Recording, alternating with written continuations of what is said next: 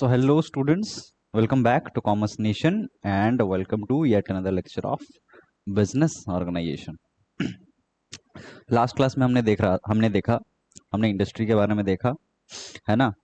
I am sorry, हमने business organisation के बारे में देखा। बिजनेस ऑर्गेनाइजेशन क्या होता है, कैसे होता है, क्या टाइप्स होते हैं, इंपॉर्टेंस क्या है, क्लासिफिकेशन क्या है। उसके बाद towards the end of last class हमने ये देखा था कि इंडस्ट्री कॉमर्स में डिफरेंस क्या है, जो कि एक्चुअली पिछला लास्ट चैप्टर का चीज था, लेकिन चलो इसमें दिया हुआ है तो कोई बात नहीं। एंड हमने डिफरेंशिएशन पहले कर लिया था और हमने ये बोला था कि जो फिलहाल आपके स्क्रीन में दिख रहा है एवोल्यूशन ऑफ बिजनेस ऑर्गेनाइजेशन, ये हम बाद में करेंगे और वो हम आज करेंगे। ठीक है, आज हम वो करने जा रहे हैं। चलो, तो बिना टाइम गवाए हम जल्दी से टॉपिक शुरू करते हैं। ठीक है। अच्छा, एक चीज मैं और क्लियर कर दूं, आगे भी कई सारे ऐसे टॉपिक्स आएंगे, कई सारे ऐसे कंसेप्ट्स आएंगे जो हमने ऑलरेडी पढ़ा हुआ है। ठीक है, तो हम उसमें उतना टाइम इन्वेस्ट नहीं करेंगे जितना हमने पहली बार पढ़ने में किया था। बिकॉज ऑब्वियस सा रीजन है, अगर हमें वापस से ही सेम टाइम डिवोट करना है सेम कंसेप्ट को पढ़ने के लिए, तो पहले हमने जितना टाइम इन्वेस्ट किया है उसमें वो फिर सेंस नहीं बनाता कोई, है ना? तो हम ये करेंगे कि जो कंसेप्ट पढ़ा हुआ है हम उसे एक बार रिवाइज करके जाएंगे, रिवीजन के हिसाब से हम पढ़ते हुए जाएंगे। ऐसा नहीं कि स्किप कर देंगे, पढ़ेंगे, लेकिन इस मोटिव से कि हमने एक बार पहले पढ़ा हुआ है, हम दोबारा पढ़ रहे हैं। दोबारा पढ़ने को रिवीजन बोला जाता है। फाइन। तो ये नहीं समझना कि मैं स्किप करवा दे रहा हूँ या फिर जल्दी से पढ़ा रहा हूँ। अगर मैं कोई चीज जल्दी से या फिर ऊपर ऊपर से पढ़ा रहा हूँ, दैट कंप्लीटली मीन्स कि हमने उसे पहले पढ़ा हुआ है। और मैं आपको बताऊंगा भी ये कब पढ़ा हुआ है, कहाँ पढ़ा हुआ है और कौन सा चीज पढ़ा हुआ है। Is that clear? चलो, तो चलो भैया शुरू करते हैं नया topic, evolution of business organisation. Evolution मतलब क्या होता है भैया? एवोल्यूशन मतलब एक स्टेज से दूसरे स्टेज में, फिर तीसरे स्टेज में ट्रांसफॉर्म होना, कन्वर्ट होना, इवॉल्व होना। ठीक है। ह्यूमन एवोल्यूशन थ्योरी आपने पढ़ा होगा, होमो इरेक्टस, होमोसेपियंस। अभी फिलहाल जो है होमोसेपियंस है, इससे पहले होमो इरेक्टस, ये वो बहुत सारे थे, है ना? कैसे एक स्पीशीज इवॉल्व होती है ओवर टाइम। हाँ, तो वो चीज है। और इवोल्यूशन का रीजन क्या होता है, इवोल्यूशन का फैक्टर्स क्या होते हैं, रीजंस क्या होते हैं? Due to the changes in the environment, environment में चेंज हो रहा है तो आपको भी चेंज होना पड़ेगा। Again the dynamic concept of business जो हमने पढ़ा था पहले दूसरे चैप्टर में, उसमें ये देखा था कि हमें बिजनेस एनवायरनमेंट का चेंज, बिजनेस एनवायरनमेंट जैसे चेंज होगा हमें उस हिसाब से चेंज होना पड़ेगा in order to sustain in the market और in order to stay alive in the market. ठीक है, तो इसी चीज के लिए एवोल्यूशन होता है। अब एवोल्यूशन हम किसका पढ़ने जा रहे हैं? एवोल्यूशन ऑफ बिजनेस ऑर्गेनाइजेशन हम पढ़ने जा रहे हैं। ठीक है, कि बिजनेस ऑर्गेनाइजेशन पहले जमाने में क्या हुआ करता था, अब क्या है, पहले जमाने में क्या हुआ करता था, अब क्या है, और ये बीच में किन स्टेजेस से वो गुजरा है। चलो, सबसे पहले सबसे पहले भैया यहाँ बिजनेस का डेफिनेशन लिखा हुआ है, हमने ऑलरेडी 50 बार ये डेफिनेशन पढ़ चुका है, तो 51वीं बार पढ़ने का कोई मतलब बनता नहीं है। लेकिन चलो फिर भी एक बार लिखा हुआ है तो रीडिंग मार लें। Business is an economic activity, again economic activity consisting of production, distribution, exchange and auxiliary functions. Auxiliary मतलब क्या होता है? एड्स। ठीक है, जो हमने बताया था, एड्स माने हेल्प। Auxiliary functions to satisfy the changing needs and demand of customers to meet the economic goals of business, to meet the economic goals of business. Is that fine? ठीक है, मैं समझाने नहीं जा रहा हूँ बिकॉज बिजनेस का डेफिनेशन ऑलरेडी बहुत बार हमने पढ़ चुका। ठीक है, the business of present stage has been developed from very beginning of human civilisation, it has been evolve from. मतलब क्या? जब से ह्यूमन सिविलाइजेशन की शुरुआत हुई है। सिविलाइजेशन मतलब क्या? सिविलाइजेशन मतलब क्या? सिविलाइजेशन मतलब जब एक सिविल सोसाइटी बनी ह्यूमंस की, लोगों की, एकदम शुरुआती स्टेज में। पहले शुरुआत में तो हम हंटर्स हुआ करते थे, है ना? हम शिकार करके जानवरों को खाते थे। ठीक है, तो वो सिविलाइज सोसाइटी नहीं थी। सिविलाइज सोसाइटी मतलब आप एक अच्छे मैनर में एक ग्रुप बना के साथ में एज सोसाइटी आप फंक्शन कर रहे हैं, एज सोसाइटी आप रह रहे हैं, that is known as civilised society या फिर ह्यूमन सिविलाइजेशन। ठीक है, तो ह्यूमन सिविलाइजेशन जब शुरू हुआ तब से बिजनेस हमारे यहाँ है, तब से बिजनेस का प्रैक्टिस जो है होता है। ठीक है, अब तब से होता है तो तब में और आज में फर्क होगा, है ना? तब जो बिजनेस करते थे, आज किस तरीके से बिजनेस करते हैं वो काफी ज्यादा उसमें फर्क होगा। वही फर्क को हम देखने जा रहे हैं कि एक्चुअली में वो डिफरेंस क्या है उस समय के बिजनेस में, आज के समय के बिजनेस में, उस समय के ट्रेड में, आज के समय के ट्रेड में। ठीक है, the business of present has been develop from very beginning. और ये भी सही बात है कि अगर अगर पहले वो होता नहीं, अगर पहले वाला स्टेज होता नहीं तो हम आज के स्टेज में पहुंचते कैसे, है ना। आज सपोज एग्जांपल ले लो, 7th स्टेज है, तो फर्स्ट स्टेज शुरू नहीं हुआ होता तो हम 7 तक कैसे पहुंचते, है ना। ये चीज लिखा हुआ है बस। चलो, उसके बाद self sufficiency stage of modern लिखा हुआ है बस। चलो, मेन चीज पे देखते हैं। मेन चीज देखते हैं, the evolution of business can be study into two parts, evolution of industry, evolution of commerce. Again industry और कॉमर्स का डिफरेंस आपको क्लियर हो चुका होगा, मैं इतना अज्यूम कर रहा हूँ। ठीक है, इंडस्ट्री जहां सामान बनती है, ठीक है, जहां सामान प्रोड्यूस होता है। कॉमर्स मतलब क्या, कॉमर्स मतलब प्रोड्यूसर से लेके कंज्यूमर तक पहुंचने के जितने सारे प्रोसेस हैं वो सारे कॉमर्स में आते हैं। चलो, सबसे पहले हम इवोल्यूशन ऑफ इंडस्ट्री का पढ़ेंगे। ठीक है, एवोल्यूशन ऑफ इंडस्ट्री का पढ़ेंगे। चलो, as you know that industry includes all those activities that produce goods और services by the use of human and mechanical power. Industry का मतलब दिया हुआ है, अगेन हम पढ़े हुए हैं, मतलब कहीं पे कोई गुड्स प्रोड्यूस हो रहा है विथ ह्यूमन और मैकेनिकल पावर, या तो ह्यूमंस के द्वारा, या तो ह्यूमंस का हेल्प करके, या फिर मशीन्स का यूज करके। ठीक है, agriculture development contributed a lot to develop the industry up to the present age. Agriculture development, भैया आपने, आपको पता होगा इंडिया जो है जियोग्राफिकली क्या है ना, जियोग्राफिकली इंडिया जो है एग्रीकल्चरल रिच लैंड है। ठीक है, रिच कंट्री है। इसका मतलब क्या, हमारा मेजर सोर्स ऑफ इकोनॉमी एक समय पे मात्र एग्रीकल्चर हुआ करता था, सिर्फ और सिर्फ एग्रीकल्चर हुआ करता था।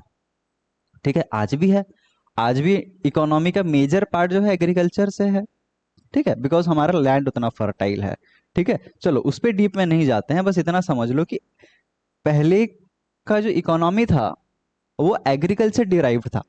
इसका मतलब ये कि एग्रीकल्चर पे हम बहुत ज्यादा डिपेंडेंट थे उस समय पे। ठीक है, अब क्यों है वो आगे जाके समझ में आएगा, ये पॉइंट इंपॉर्टेंट क्यों है। Agriculture development contributed lot to the development of industry up to the present stage of industries. ठीक है, आज जो स्टेज है इंडस्ट्री का, आज जो इंडस्ट्री का स्टेज है, एग्रीकल्चर वाला जो पीरियड था वो काफी ज्यादा मदद किया है उस वाले एरा को आज वाले एरा से जोड़ने के लिए।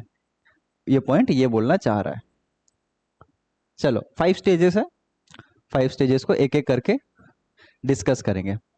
पहले मैं शॉर्ट में बता दूं आपको, पहले मैं आपको शॉर्ट में बता देता हूं, उसके बाद जो है, उसके बाद जो है हम फिर उसे डिटेल में पढ़ेंगे, बुकिश लैंग्वेज में क्या लिखा हुआ है वो देखेंगे। पहले आप समझ लो कि इसका मतलब क्या होता है।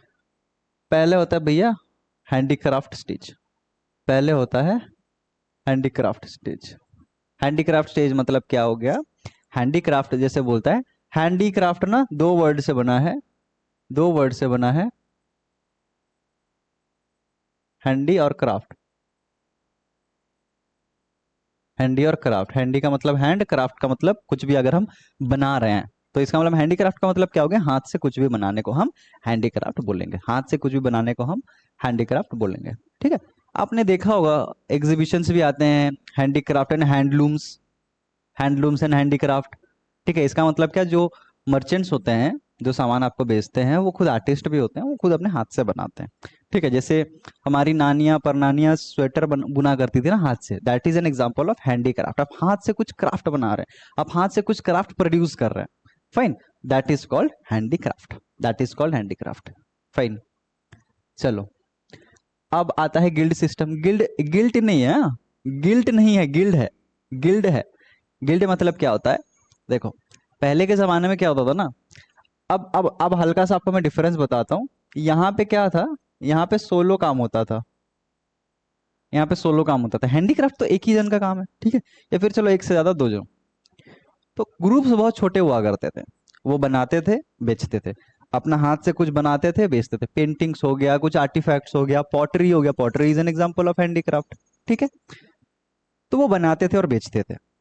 लेकिन एक शिफ्ट इन एरा आया, शिफ्ट इन टाइम आया, हैंडीक्राफ्ट सिस्टम से हम डेंग गए, सॉरी हम कूद गए गिल्ड सिस्टम पे। अब गिल्ड सिस्टम क्या होता था, गिल्ड सिस्टम मतलब एक ऐसा सिस्टम जहां पे एक से ज्यादा मर्चेंट्स, एक से ज्यादा मर्चेंट्स, मर्चेंट मतलब क्या, जो सामान बेचने खरीदने का काम किया करते हैं, ठीक है, एक से ज्यादा मर्चेंट्स ग्रुप बना के, ग्रुप बना के अपना सामान बेचा करते थे, ठीक है, group of, group of merchants, ठीक है। जैसे मैंने कहा ये सोलो था, तो ये क्या है, group of merchants, group of merchants, group of merchants. Handwriting में ध्यान नहीं दो, जो बोल रहा हूँ वो लिखो, ठीक है। चलो अगेन हैंडीक्राफ्ट में क्या था, मैं हूं, सपोज मैं पेंटिंग बनाया बेचा, लेकिन गिल्ड सिस्टम में क्या है, मेरे से और भी कोई, और भी काफी सारे पेंटर्स हैं, वो एसोसिएशन बनाते हैं और बोलते हैं कि हम साथ में बेचेंगे, that is called guild system, ठीक है। उसके बाद अब आता है डोमेस्टिक सिस्टम। डोमेस्टिक सिस्टम को हम एंटरप्रेन्योर सिस्टम भी बोल सकते हैं, एंटरप्रेन्योर सिस्टम भी बोल सकते हैं। डोमेस्टिक सिस्टम मतलब क्या, देखो यहाँ पे सोलो, यहाँ पे हम सोलो कर रहे थे, ठीक है, फिर मन में आया कि नहीं यार सोलो नहीं करेंगे, ग्रुप में करेंगे, फिर इंसानी मन तो चंचल है ही, फिर बोलते हैं कि फिर नहीं, फिर खुद करेंगे सब कुछ। लेकिन डिफरेंस यहाँ क्या था, डिफरेंस यहाँ क्या था, यहाँ पे जो था ना, इन दो सिस्टम में जो था, वो जनरली हाथों से सामान बनाते थे, हाथों से सामान बनाते थे, हैंड, हाथों से सामान बनाते थे। अब डोमेस्टिक में क्या आ गया, यहां पे हम प्रोडक्शन करने लगे,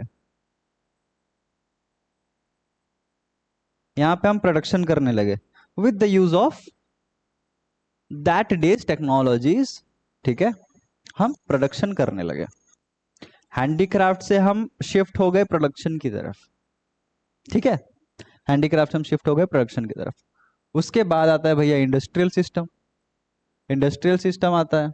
इंडस्ट्रियल सिस्टम क्या होता है, जब ब्रिटिशर्स इंडिया आए थे उस समय का ये चीज है इंडस्ट्रियल सिस्टम। डोमेस्टिक सिस्टम में क्या हुआ करता था, प्रोडक्शन होता था, लेकिन एंटरप्रेन्योर सिस्टम था। एंटरप्रेन्योर सिस्टम था इसका मतलब क्या, एंटरप्रेन्योर सिस्टम था इसका मतलब ये कि एक पर्सन जो है, एंटरप्रेन्योर मतलब एक ही पर्सन सारा चीज कर रहा है, ठीक है।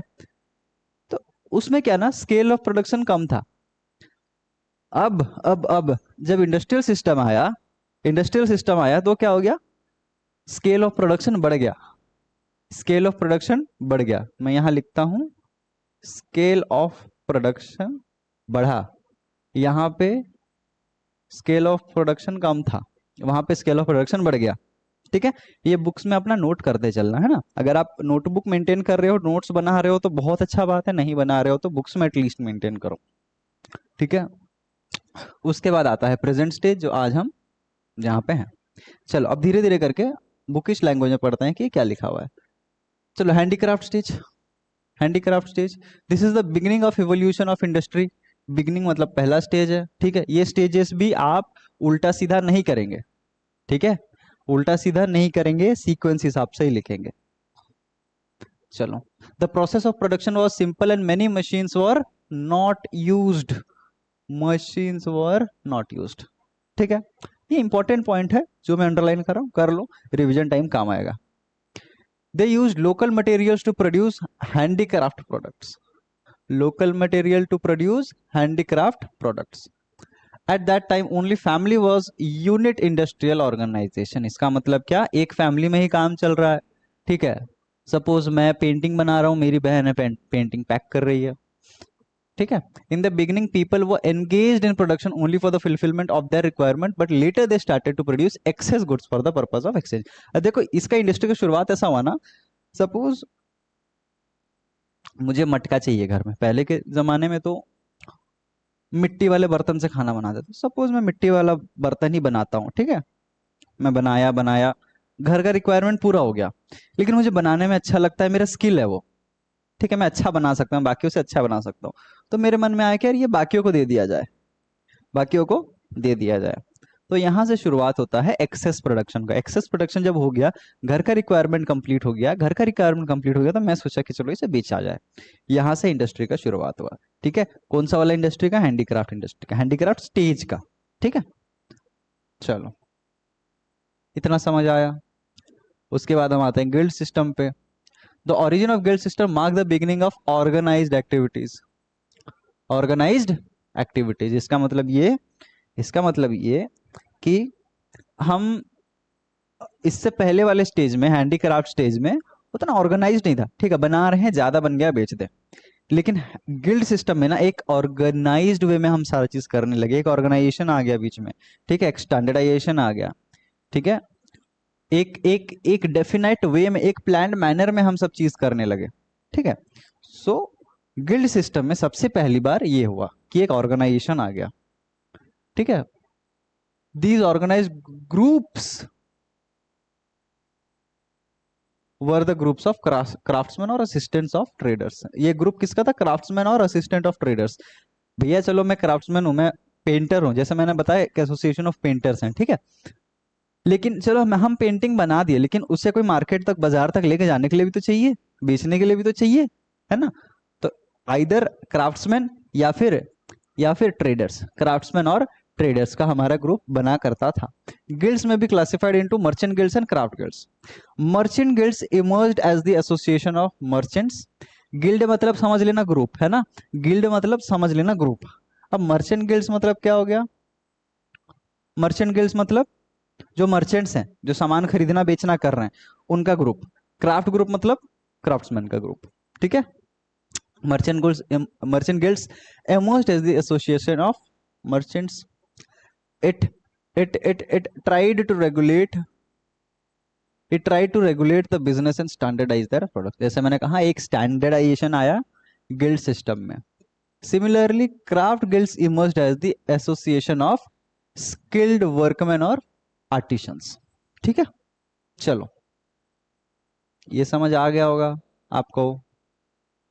अब आते हैं डोमेस्टिक सिस्टम पे। After the concept of guild system was gradually declining, the domestic system started. At this stage, a smart person with an ability to take a risk, जैसे मैंने कहा एंटरप्रेन्योरशिप का यहाँ से शुरुआत हुआ। अगर सपोज एमसीक्यू में आपके आ जाता है which stage promoted the growth of entrepreneurship और which stage introduced the concept of entrepreneurship, क्या होगा वो? डोमेस्टिक सिस्टम, वो होगा डोमेस्टिक सिस्टम। समझ आ रहा है? चलो, collected artisan and craftsman begin a job of production. इसका मतलब क्या? एक तुर्रम खान, एक तीसमार खान निकलता है और सारे आर्टिस्ट को कलेक्ट करता है और बोलता है कि आप प्रोड्यूस करो मैं बेचूंगा, आप प्रोड्यूस करो मैं बेचूंगा। अब क्या सिमिलर लग रहा है क्या गिल्ड सिस्टम से? लग रहा है, लेकिन है नहीं। गिल्ड सिस्टम में क्या है, एक एक या तो मर्चेंट्स एसोसिएशन बनाते थे या तो आर्टिशंस एसोसिएशन बनाते थे। इसमें क्या है, एक पर्सन है जो सबसे कनेक्ट कर रहा है, वो सामान लेके उनका बेच रहा है, वो उनको बोल रहा है प्रोड्यूस करो मैं बेचूंगा। ठीक है, ये हल्का सा अलग है आपके गिल्ड सिस्टम से, डोमेस्टिक सिस्टम जो है। ठीक है, they took responsibility for collecting resources and selling output to the market. He sells the product at the profit of his risk factor and investment.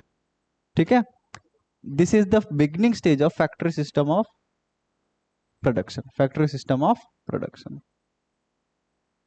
ठीक है, द इंडस्ट्रियल लेवल। अच्छा चलो, यहां तक हम क्लियर हो गए, फाइन। अब आता है इंडस्ट्रियल रेवोल्यूशन पे। इंडस्ट्रियल रेवोल्यूशन पे इंडस्ट्रियल रेवोल्यूशन पे the industrial revolution started in the 18th century, started in the 18th century.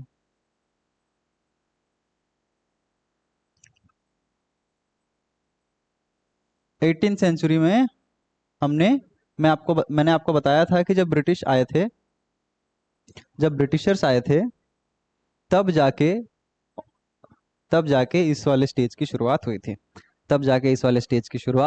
हुई थी। फाइन। तो स्पेसिफिकली अगर हम बोले तो कौन से सेंचुरी में होगा? वो 17th सेंचुरी में होगा। ठीक है, और इंडस्ट्रियल रेवोल्यूशन में मैंने और एक चीज बताई थी आपको, क्या था वहां पे? हमारा लार्ज स्केल प्रोडक्शन हमने पहली बार किया था। ठीक है, इससे पहले डोमेस्टिक प्रोडक्शन में हमने क्या किया था? डोमेस्टिक प्रोडक्शन में हमने स्मॉल स्केल प्रोडक्शन शुरू किया, एंटरप्रेन्योरशिप को हमने डिस्कवर किया। लेकिन उसके बाद हमने क्या किया, इंडस्ट्रियल रेवोल्यूशन में हमने लार्ज स्केल प्रोडक्शन शुरू किया, ठीक है। चलो, फ्रॉम इंग्लैंड से शुरुआत हुई थी, जैसे मैंने कहा Britishers. This revolution replaces the domestic system of production by large scale factory system. यहाँ पे लार्ज स्केल पहली बार सामान प्रोड्यूस होने लगे। The major inventions and discoveries of this stage were, ये इंपॉर्टेंट है, steam engine, the wave machine, the textile machine, coal mining, energy development and this and transportation system. Transportation system में majorly आता है train या railways,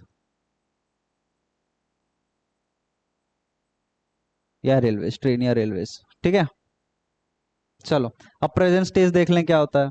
18th century के बाद जो stage हमारे पास आएगा हम उसे प्रेजेंट स्टेज बोल रहे हैं। The present stage of industrial revolution is categorised by industrialisation and globalisation, ठीक है। इसका मतलब क्या, industrialisation and globalisation of, industrialisation globalisation of क्या, ट्रेड, ग्लोबलाइजेशन ऑफ ट्रेड। मतलब अब जो ट्रेड है वो एक ज्योग्राफिकल बाउंड्री में सीमित नहीं है, हम अपने कंट्री से बाहर भी ट्रेड कर रहे हैं, बाहर से इंपोर्ट कर रहे हैं, यहां से बाहर एक्सपोर्ट कर रहे हैं, ठीक है। ये हमने ट्रेड के टाइप्स में भी पढ़ा था, ठीक है। चलो, the present stage is categorised by an introduction of automated machines. Automated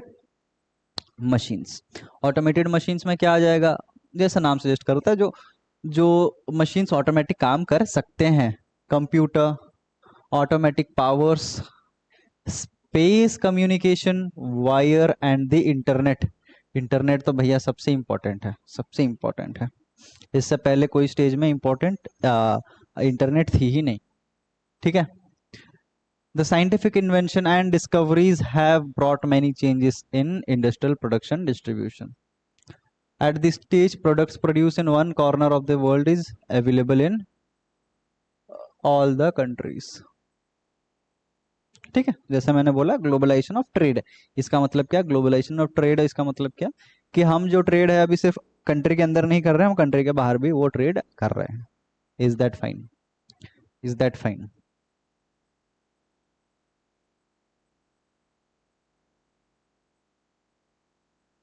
चलो, एवोल्यूशन ऑफ कॉमर्स है, थोड़ा सा है, ज्यादा नहीं है, तो हम इसे 15 से 20 मिनट के अंदर हम इजीली इसे खत्म कर सकते हैं, ठीक है।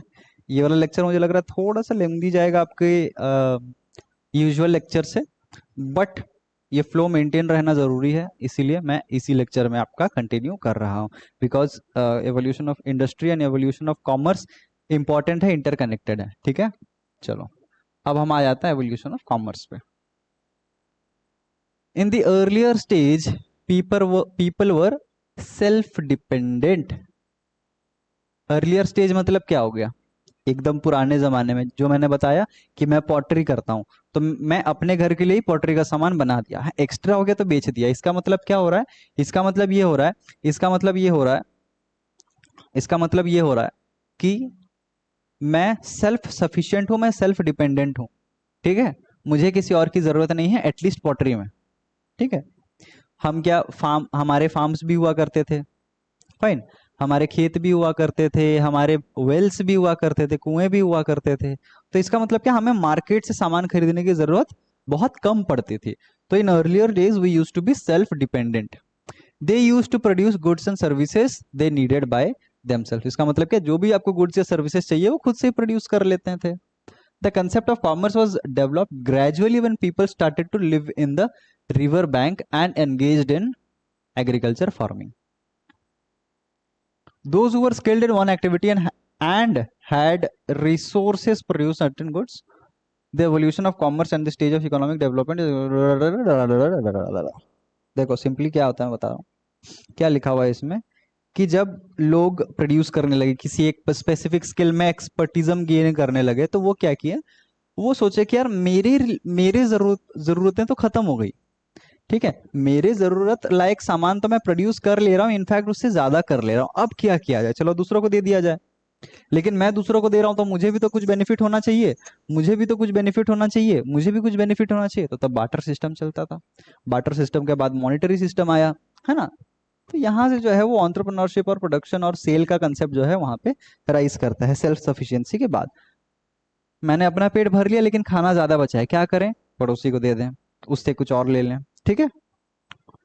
चलो, अब अगर मैं बोलूं अब अगर मैं बोलूं अब अगर मैं बोलूं जैसे जैसे इंडस्ट्री में था ना, जैसे एवोल्यूशन ऑफ इंडस्ट्री में था कि कुछ स्टेजेस थे, 5 स्टेजेस थे, ठीक है, 5 स्टेजेस थे, तो इसमें भी 5 स्टेजेस ही हैं, ठीक है। 5 तरीके की इकोनॉमी है यहाँ पे, बेसिकली स्टेजेस नहीं है यहाँ पे, इकोनॉमी है एवोल्यूशन ऑफ कॉमर्स में, एवोल्यूशन ऑफ कॉमर्स में। चलो देखें, पहला बात, सेल्फ सफिशिएंट इकोनॉमी, इसका मतलब क्या, सेल्फ सफिशिएंट आपको अभी मैंने बताया, वर्ड से समझ आ रहा है। सेल्फ सफिशिएंट मतलब क्या, मुझे जो चाहिए मैं खुद ही प्रोड्यूस कर पा रहा हूँ। Primitive barter system, barter system again आपको पता है बार्टर सिस्टम मतलब क्या होता है, एक्सचेंज ऑफ गुड्स होता है, ठीक है, आइदर एक्सचेंज ऑफ गुड्स और सर्विसेज। मैंने आपको 1 किलो कुछ, सपोज आपको चावल दे दिया, आप मुझे आधा किलो दाल दे दो, तो वो बार्टर सिस्टम है, ठीक है। उसके बाद आता है money economy, town economy, national economy and international economy. क्या क्या है हम आगे देखते हैं। Self sufficient economy, as I said as I said people were self dependent then, ठीक है, people fulfill their own needs by hunting and agriculture farming, fine. At the stage of commercial development there were no system of exchange। इसका मतलब क्या, इस जगह पे हमारा exchange का कोई कंसेप्ट नहीं था, एक्सचेंज का कोई कंसेप्ट नहीं था, हम हमारा हमारा जो जरूरत है हम वो फुलफिल कर लेते थे बस, ठीक है, खुद ही प्रोड्यूस करके हम फुलफिल कर लेते थे, उसके अलावा कोई और हमारा एक्सचेंज वाला सिस्टम नहीं था, ठीक है। एक्सचेंज वाला सिस्टम आया कहाँ पे, एक्सचेंज वाला सिस्टम आया यहाँ पे, प्रिमिटिव बार्टर सिस्टम में। प्रिमिटिव मतलब क्या होता है, प्रिमिटिव मतलब होता है इनिशियल या फिर ओल्ड, ठीक है। चलो, प्रिमिटिव बार्टर सिस्टम में this is the real beginning stage of commerce, ठीक है। अरे भैया, जब पैसों का लेन देन होगा, एक्सचेंज का लेन देन होगा, तभी तो कॉमर्स शुरू होगा ना। इससे पहले वाले स्टेज में सेल्फ सफिशिएंट इकोनॉमी में और एक्सचेंज का कोई कंसेप्ट ही नहीं था, तो वो कॉमर्स के अंदर आ ही नहीं सकता। लेकिन डेवलपमेंट के लिए जरूरी है, कॉमर्स का एवोल्यूशन हमें जानने के लिए पहला स्टेज जानना बहुत जरूरी है। Is that fine. चलो, at this stage people started to exchange their surplus extra production with other products that they do not have. जैसा मैंने कहा, मेरे पास सामान ज्यादा बच गया तो मैं सामने वाले को दे दिया, उससे कुछ ले लिया मेरी जरूरतों के हिसाब से, ठीक है। चलो, in the barter economy people were not self dependent in every product, people were not self dependent in every product, dependent थे, सेल्फ डिपेंडेंट थे, इंडिपेंडेंट थे, लेकिन हर प्रोडक्ट में नहीं, ठीक है। At the barter economy products were exchange against the product. Simple सा बात है यार, बच्चों बच्चों को पता है बार्टर में प्रोडक्ट प्रोडक्ट एक्सचेंज होते हैं। It is the age of commercial starting, same चीज रिपीट किया हुआ है, सेम चीज रिपीट किया हुआ है। The development of barter system was first practice of commerce, ठीक। चलो, उसमें तो उनको समझाने लायक नहीं है, आप रीडिंग करोगे आपको भी समझ में आ जाएगा, ठीक है। बार्टर सिस्टम गुड्स का बेसिकली होता था, और ये पहला सिस्टम, पहला डेवलपमेंट स्टेज है कॉमर्स का, यहीं से कॉमर्स जो है डेवलप हुआ है। मनी इकोनॉमी, मनी इकोनॉमी मतलब क्या, यहाँ पे अब मनी आ गया, यहाँ पे मनी, यहाँ पे मनी आ चुका, यहाँ पे मनी आ चुका। In this third stage of commerce evolution money was introduced as a medium of exchange, as a medium of exchange. क्योंकि बार्टर सिस्टम में क्या होता था, मैं आपको बोलता हूँ मैं आपको आधा किलो गोल्ड दे दूं, आप मुझे आधा किलो सिल्वर दे दो, सेम है क्या, सेम है क्या, बिल्कुल नहीं है भैया। कहाँ आधा किलो गोल्ड का क्या प्राइस है, आधा किलो सिल्वर का क्या प्राइस है, बहुत ज्यादा फर्क है, ठीक है। मैं आपको बोल दूं कि आप मुझे 1 किलो कॉटन दे दो, मैं आपको 1 किलो कोयला दे दूंगा, डिफरेंस है, ठीक है। तो मनी सिस्टम जब आया तब हमें वो डिफरेंस क्लियर हुआ कि एग्जैक्ट कितना डिफरेंस है, समझ रहे हो। चलो, इन the beginning currency of steel metal and other valuable metal were introduced. इसका मतलब क्या, पहले के हमारे पास नोट नहीं हुआ करते थे, ठीक है, तो कुछ मेटल जैसे कॉइन्स हो गए, ठीक है, उन सब चीजों को हम एज मनी हम यूज किया करते थे, नोट नहीं, नोट बहुत बाद में आए हैं, fine. But as I said, but later paper money was use for exchange, paper money was use for exchange. ठीक है, चलो, those people who need the product use to buy the product by paying money, as the result the rapid change in commerce emerged. Rapid change यहां से शुरू होता है भैया। ठीक है, मनी एक मनी मनी इकोनॉमी आपको आंसर अगर लिखना है तो आप प्रेजेंट डे का कुछ भी सिनेरियो लिख सकते हो, क्योंकि प्रेजेंट डे भी हम सेम मनी इकोनॉमी यूज कर रहे हैं। चलो, टाउन इकोनॉमी देखते हैं। The reproduction of money as the medium of exchange has played a significant role in development of business. ठीक है, पता है। At this stage people used to purchase the product from a different place and bring them back to a specific place called row. ठीक है, here traders from various locality came together. अरे देखो यार, basically ये बोलना चाह रहा है, इससे पहले जो इकोनॉमी था मनी इकोनॉमी, चलो आ गया, लेकिन अब क्या है ना, हम जियोग्राफिकल एरिया में बाउंड थे। जैसे सपोज सपोज ये प्लेस ए है, ये प्लेस बी है, ये सी है, ये सी है। तो क्या होता था, यहाँ के ट्रेडर जो है यहीं पे रह जाते थे, यहाँ के ट्रेडर्स यहीं पे रह जाते थे, यहाँ के ट्रेडर्स यहीं पे रह जाते थे। ठीक है, लेकिन क्या हुआ,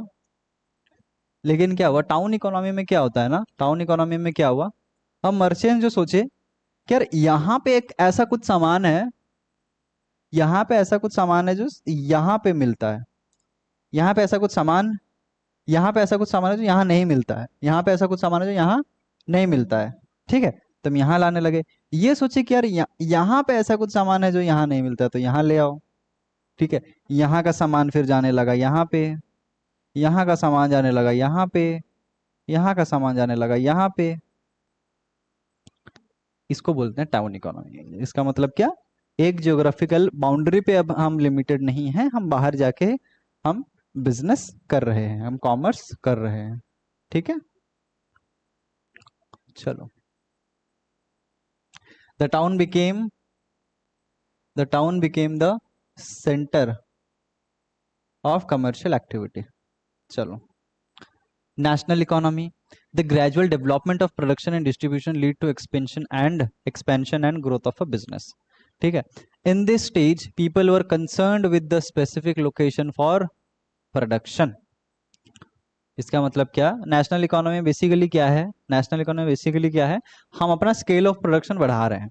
ठीक है, as I said, money economy में छोटा सा प्लेस, ठीक है, टाउन इकोनॉमी में कुछ प्लेस थे जिससे वो कनेक्ट कर रहे थे, जिससे वो जाकर ट्रेड कर रहे थे। नेशनल इकोनॉमी में अब पूरा देश इन्वॉल्व हो गया, पूरा नेशन इन्वॉल्व हो गया। ठीक है, अब पूरे नेशन में ट्रेड होने लगे।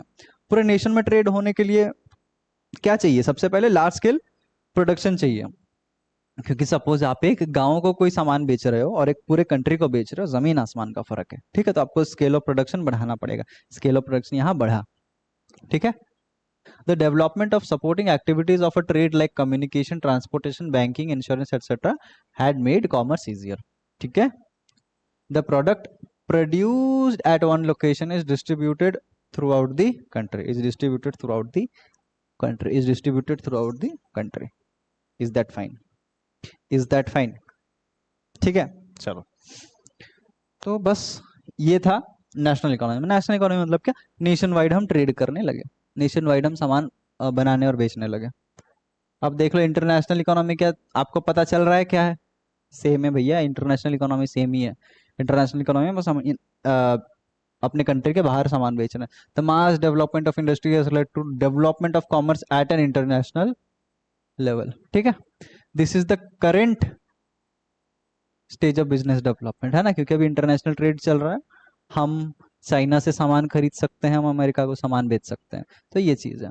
Eight present no individual country is self sufficient in every product, ये इंपॉर्टेंट है। कोई भी कंट्री आज के समय में हर प्रोडक्ट के लिए सेल्फ सफिशिएंट नहीं है। जैसे इंडिया में ना ऑयल का रिजर्व्स काफी कम है as compare to Saudi Arabia, तो इसीलिए हमें सऊदी अरेबिया या फिर रशिया से जो है हमें पेट्रोलियम क्रूड ऑयल खरीदना पड़ता है। ठीक है, लेकिन बाहर के कंट्रीज जैसे आप देख लो अमेरिका, वहां पे स्पाइसेस उतने नहीं मिलते। तो इंडिया में स्पाइसेस बहुत ज़्यादा मिलते हैं तो हम एक्सपोर्ट करते हैं, उन्हें जो चाहिए हम देते हैं, हमें जो चाहिए वो देते हैं। तो this is a mutually exclusive economy, ठीक है, which is also called international economy. A country having resources in one product is engaged in the production of that product and imports the other product from other countries। इसका मतलब क्या, वही export import का बात यहाँ चल रहा है। एक्सपोर्ट इंपोर्ट, एक्सपोर्ट इंपोर्ट का बात फिलहाल यहाँ चल रहा है। फाइन, चलो अब हम देख लें भैया, ये तो हमने कल कर लिया था, difference between industry and commerce, ये भी हमने कल कर लिया था, ठीक है। अब देख लें बचा कितना है यार ये चैप्टर में, ज़्यादा नहीं बचा है, थोड़ा सा ही बचा है, थोड़ा से थोड़ा ज़्यादा ही बचा है। चलो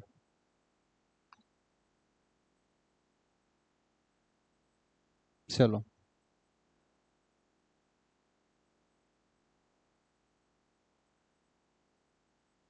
चलो, तो बस आज के लिए इतना। हम अगली क्लास जब करेंगे, तो हम मॉडर्न बिजनेस देखेंगे, इज दैट फाइन? चलो विद दैट नोट हम इस क्लास को यहीं ख़त्म करते हैं। Thank you so much. अगली क्लास में ये सारा रिवीजन करके आना भैया, ये इंपॉर्टेंट है ना। चलो तो मिलते हैं नेक्स्ट क्लास में। Thank you, bye bye.